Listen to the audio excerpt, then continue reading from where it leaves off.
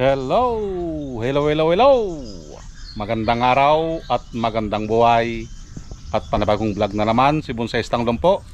So natatandaan nyo ito, itong nandito sa ating tabi. Yan, ito yung kinatback natin noon, and then nag-wild na ulit. Oh, ito yung pinutol natin dito. Okay, so kailangan nating tanggalin yung mga sanga na hindi na kailangan. Agoy, agoy, agoy, agoy. Parang siya. Parang yung kakilala ko.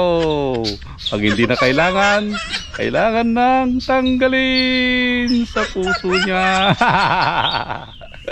Okay, so let's start para ito ay malinisan.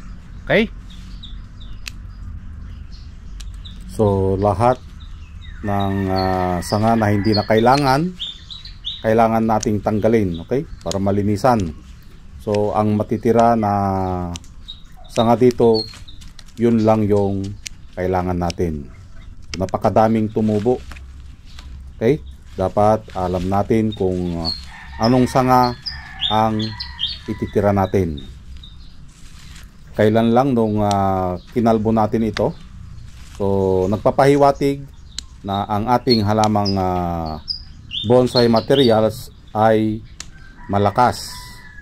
So mabilis siyang tubuan ng panibagong mga sanga. So hinahayaan lang natin ito na lumaki yung ibang part dahil nahuli, lalong lalo na sa parting baba. Dahil palagi kong sinasabi, ang pinakamalakas na part ng halaman ay yung parting taas. Yun, katulad yan, tinanggal natin. Hindi na natin kailangan tong mga to. So ipapasok pa rin natin dito yung selection of branch. Yan. So kailangan nating tanggalin para lumakas yung mga ibang sanga. Kailangan balance din, or bantayan natin yung ibang sanga para lumakas. Yun. At linisan na rin ito dahil tinubuan na rin ng mga damo. Yan.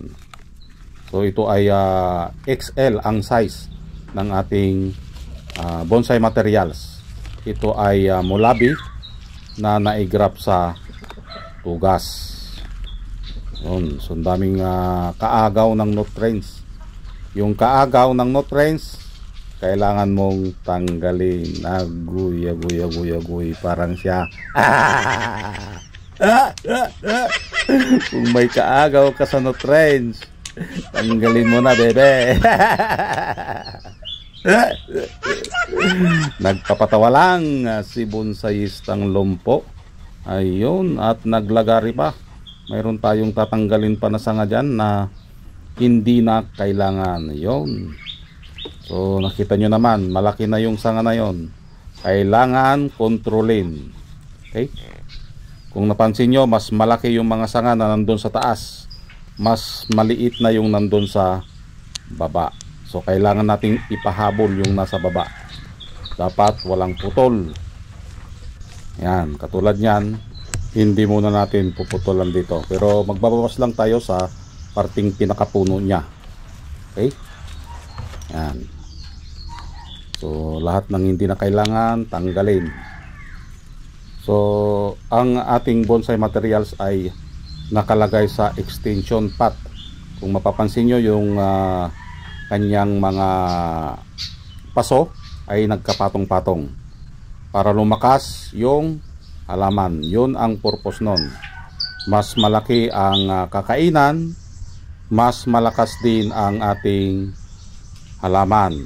Okay? Mas madali siyang magpalaki ng sanga kapag ganito ang ating gagawin. Lagyan natin ng extension pot. So nagwa-wire na tayo dito para yung sanga na iniwan ay mabigyan ng sayaw.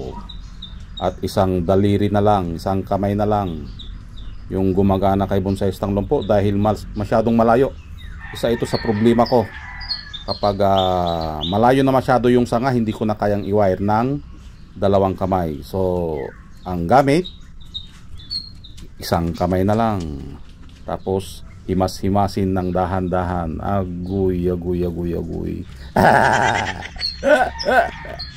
Imagine mo, bebe, para mabigyan ng magandang sayaw. Ayun. So dapat dahan-dahan lang din, baka mabalian tayo ng sanga kung iisang kamay na lang yung ating ginagamit. Dahil ang sanga ay bata pa, madaling mabali. Yun. At tinatanggal natin yung iksis na sanga nito. At malapit na tayong matapos.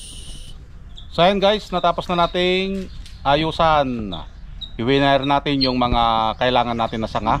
So nagtanggal tayo ng dahon, nagtanggal tayo ng ibang sanga, at ni-rewire yung kailangan natin na sanga. Okay? Ito na yung kanyang itsura. Yun. So ito yung mga winire natin. Yan.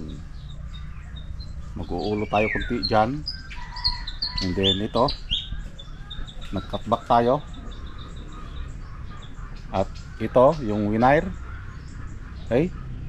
Ito tayo mag-apex. Okay, kung mapapansin nyo, yan din yung back branch dapat isilip.